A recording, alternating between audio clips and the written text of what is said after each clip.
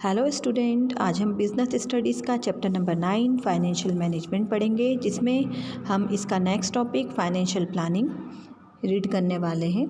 Planning, जैसे आप already part A में पढ़ चुके हैं कि प्लानिंग क्या होता है। प्लानिंग का बेसिकली अगर हम मीनिंग देखें तो what to do, how to do and what resources we will use to find our objective. Okay, तो ये सब चीज़ें हम प्लानिंग में पढ़ते हैं।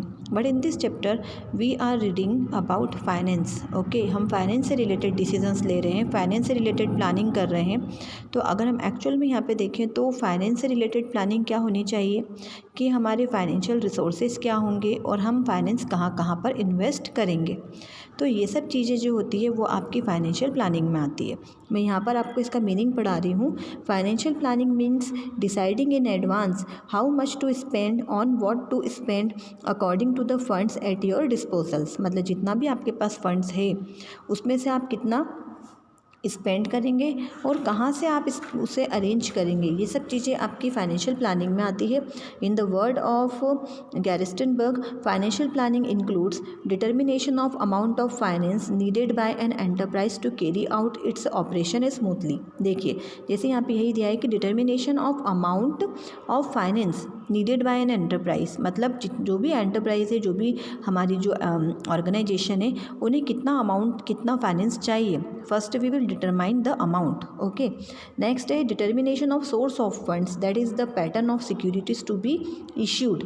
देखिए, फर्स्ट जैसे हम डिटर्मिनेशन कर लेते हैं कि how much amount we have to finance in our business organization. After then we will decide that what will be the resources, what will be the sources of funds from where we will arrange our finance. Okay, third point is determination of suitable policies for proper utilization and administration of fund.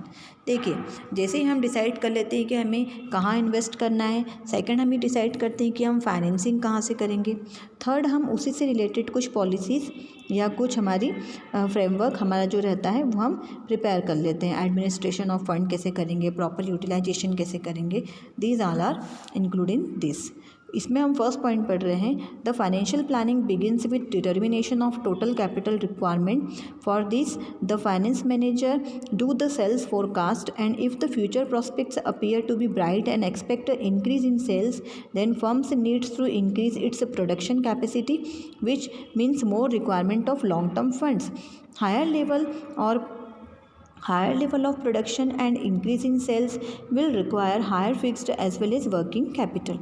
देखिए, यहाँ पे जैसे हमने देखा कि अगर हमें fund की रिक्वायरमेंट है तो हम कैसे डिसाइड करेंगे कि हमें कितना फ़ंड चाहिए। जैसे उन्होंने यहाँ पे एक एग्जांपल देके रखा है कि सपोज़ अगर आपको फ्यूचर प्रॉस्पेक्ट्स, आपको ऐसा लगता है कि आपकी सेल्स बहुत बढ़ेगी, तो आपकी सेल्स इंक्रीज़ होगी तो आपको प्रोडक्शन ज़्यादा करना पड़ेगा, प्रोडक्शन ज़्यादा होगा तो आपको फ़ंड की ज़्यादा रिक्वायरमेंट होगी और साथ में ही आपको फिक्स्ड कैपिटल पे भी बहुत पैसा एक्सपेंस करना पड़ेगा एंड सेकंड थिंग आपको वर्किंग कैपिटल पे भी बहुत ज़्यादा पैसा इन्वेस्ट करना पड़ेगा। मतलब हम यहाँ से प्लानिंग से ये डिसाइड कर सकते हैं कि हमें कितना फ़ंड या कितना फाइनेंस की रिक्वायरमेंट है। ओके, नेक्स्ट पेज में आपको शेयर कर रही हूँ। देखिए, इसके आगे दिया है, after estimating the requirement of funds the next step to financial planning is deciding how to raise this finance. देखिए, सेकंड स्टेप क्या होती है, जैसे हम डिसाइड कर लेते हैं कि हमें कहाँ कहाँ पर इन्वेस्ट करना है, after then we will decide that from where we will raise this finance. Okay, finance may be internally generated by the business or capital may have to be raised from external source such as equity share, preference share, debentures, loans, etc.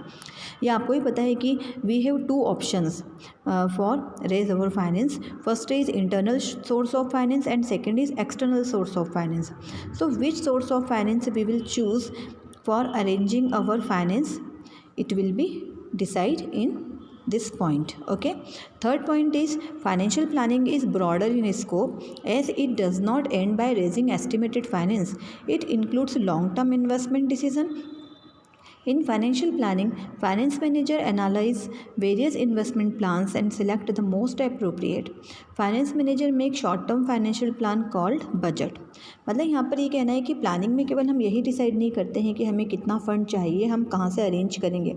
इसके other दिन हम और भी financial planning prepare करते हैं। बहुत सारे ऐसे प्लान्स होते हैं जो हमारे लॉन्ग टर्म भी होते हैं और कुछ शॉर्ट टर्म भी होते हैं।